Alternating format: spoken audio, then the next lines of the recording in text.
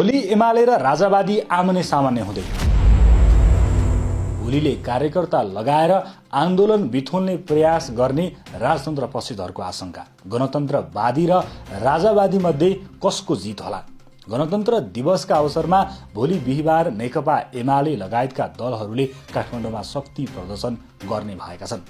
एमाले काठमाडौँको टुडीखेल वरिपरि कार्यक्रम गर्न अनुमति पाएको छ।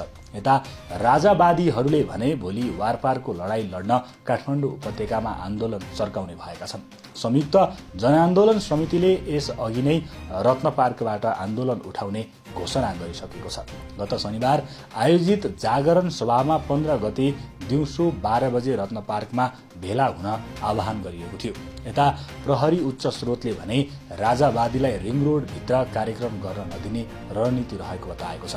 स्रोतले भन्यो, राजनीतिक तहबाट भएको निर्देशन अनुसार राप्रपालाई रिङ रोड बाहिरका लागि मात्रै अनुमति दिने तयारी छ।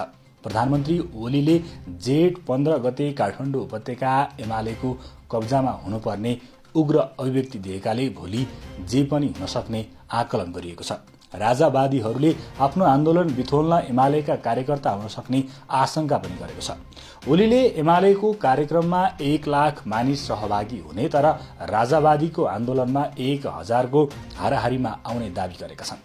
ओलीले उक्त दावी गरेपछि राजतन्त्र पक्षधरको आन्दोलनमा पनि भोलि धेरैको सहभागिता हुने देखिन्छ। किनकि भोलिको आन्दोलन भनेको नारायणहिटी दरबारमा राजा फर्काउने आन्दोलन हो। त्यसका लागि पूर्व राजा ज्ञानेन्द्र शाहले भित्री रूपमा सम्पूर्ण तयारी गरिसकेका छन्। उनले भोलिको साइट पनि हेरिसकेको बुझिएको छ। राजावादी नेताहरू पनि एक ठाउँमा उभिएका छन्। राजा फर्कने नफर्कने एकिन भोलिको आन्दोलनले तय गर्नेछ। तर राजावादीहरू भने जसरी भए पनि भोलि नेपालमा राजतन्त्र फर्काए छाड्ने रणनीतिमा जुटेका छन्। अब गणतन्त्रवादीको जित हुनेछ या राजावादीको, यो भने भोलि साँझसम्म थाहा पाइनेछ। भोलिको आन्दोलनमा तपाईहरू कसको समर्थनमा?